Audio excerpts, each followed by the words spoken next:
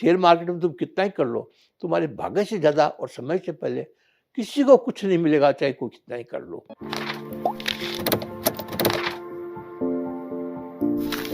Share market का काम करते हैं ना, तो सब लोग उसमें कमाना चाहते हैं, लेकिन उसमें अर्निंग तभी होती है समय से पहले और बाकी से ज़्यादा किसी को कुछ नहीं मिलता है।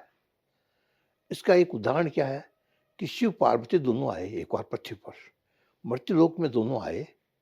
तो पार्वती ने कहा कि महाराज ये लड़का बड़ा तकलीफ पा रहा है, अपनी माँ के साथ, बुढ़ी माँ के साथ रहता है, कमा नहीं सकता, उसको खिला नहीं सकता, तो आप थोड़ा इसकी हेल्प करिए ना।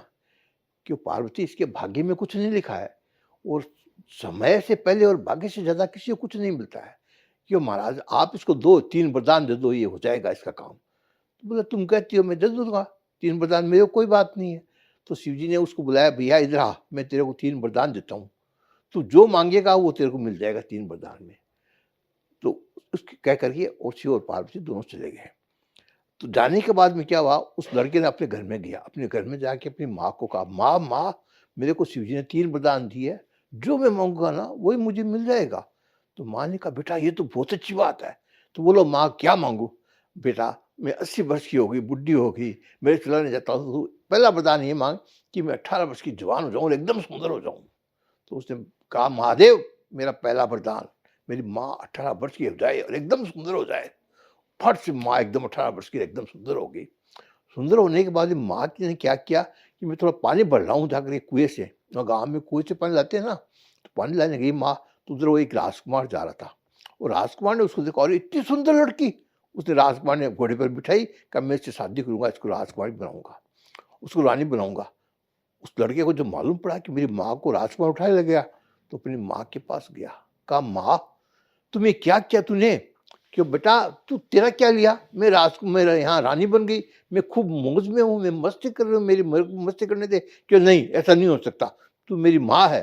क्यों मैं किसी की माँ नहीं, मैं तो रानी हूँ यहाँ की। तो उसको गुस्सा आया, उसने गुस्से में कहा कि हे भगवान शंकर, मैं दूसरा तेरे से वरदान मांग रहा हूँ कि मेरी माँ को कुतिया बना दे। तो फट से वो कुतिया बन गई। अब कुतिया बन के वो घर में आ गई। अब घर में आके बेटे को बार बार कहती बेटा मुझे वापस औरत बना, बेटा मैं तकलीफ पा रही हूँ, बेटा मैं तकलीफ पा रही हूँ। तो बेटे को 2 दिन बाद में दया आई। तो उसने कहा हे भगवान शंकर मुझे तीसरा वरदान और दे दे, मेरी माँ जैसी वैसी वैसी थी, वैसे पहले वैसी थी वैसी वैसी हो जाए। तो माँ फिर वापस 80 वर्ष की बुढ़ी हो गई। तो महादेव ने कहा देख पार्वती, तूने 3 वरदान दिलाए ना, क्या हुआ? कुछ नहीं मिला ना, इसको भाग्य में से कुछ लिखा नहीं है, समय से पहले और भाग्य से ज्यादा किसी को कुछ नहीं मिलता है। तो कहा महाराज ठीक है, वो बात ठीक है। तो क्यों देख थोड़ी दूर आगे गए तो एक बुढ़िया बैठी थी। तो पार्वती ने कहा महाराज इसको तो कुछ दे दो। क्यों अब तू कहती है तो ले दे ही देता हूँ। बुढ़िया चल भाई तू एक वरदान मांग ले, तेरी जो इच्छा है सो। तो बुढ़िया ने कहा महादेव आप मुझे वरदान देंगे? क्यों हाँ, लेकिन एक ही वरदान दूंगा सिर्फ। तो कहा महाराज देव, हे भगवान मैं आपसे एक ही मांगूंगा, 2 नहीं मांगूंगा। क्यों मांग ले, जो तेरी इच्छा है सो मांग ले। क्यों मेरे को ये काम करो, मैं अपनी आंखों से मेरे घर के अंदर में मेरे पोते को सोने की थाली में 56 भोग खाते हुए देखना चाहती हूँ। शंकर भगवान ने कहा तथास्तु। तो शंकर भगवान ने पार्वती को इशारा किया, देख पार्वती इसके दिन अच्छे आ गए, इसका समय अच्छा आ गया, उसने देख कितना किया, अंधी है तो भी इसने आंखें मांग ली मेरी आंखों से। पोता इसके नहीं है तो इसने पोता मांग लिया पोते को, पैसा नहीं है तो इसने धन मांग लिया, सोने की थाली में 56 भोग, वो तभी होगा जब उसके पास पैसे होगा। इसने सब कुछ मांग लिया एक वरदान में, क्योंकि इसका समय आ गया था। तो पार्वती ने कहा हे महाराज ये तो आपने अच्छा किया, क्यों चलो अब चलते हैं। थोड़ी दूर आगे गए, इतने में एक आदमी और मिल गया। वो बेचारा गरीब आदमी था, इधर घूम रहा था, चल रहा था। तो पार्वती ने कहा महाराज इसको भी कुछ दो। कि पार्वती इसके भाग्य में भी कुछ लिखा हुआ नहीं है, जहाँ लिखा हुआ था मैंने तुझे बता दिया था, इसके भाग्य में कुछ लिखा हुआ नहीं है, मैं क्या करूँ? क्यों नहीं आप एक काम करो, इसको वरदान मत दो। तो बोला क्या दूँ? इसको एक काम करो, 100 सोने की मोहर है, एक थैली में डाल के इसके सामने डाल दो, तो जाएगा तो इसको मिल जाएगी, तो ये बेचारा गरीबी दूर हो जाएगी। महादेव ने कहा ठीक है तुम कहती हो तो मैं ऐसा ही करता हूँ।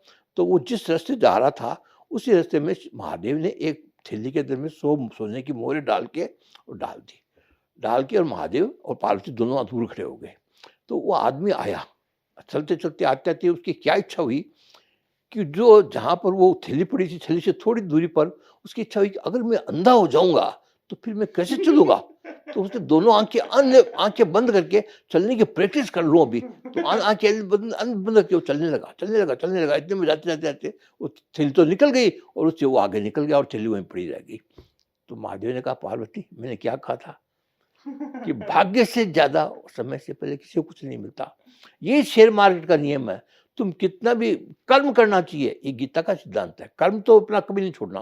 लेकिन कर्म करते हुए शेयर मार्केट में तुम कितना ही कर लो, तुम्हारे भाग्य से ज़्यादा और समय से पहले किसी को कुछ नहीं मिलेगा, चाहे कोई कितना ही कर लो। इसलिए कभी अगर घाटा लग जाए या कम कमाई हो तो इसका अफ़सोस नहीं करना चाहिए। ये सोचना चाहिए हमेशा कि समय से पहले और भाग्य से ज़्यादा कभी कुछ नहीं मिलेगा।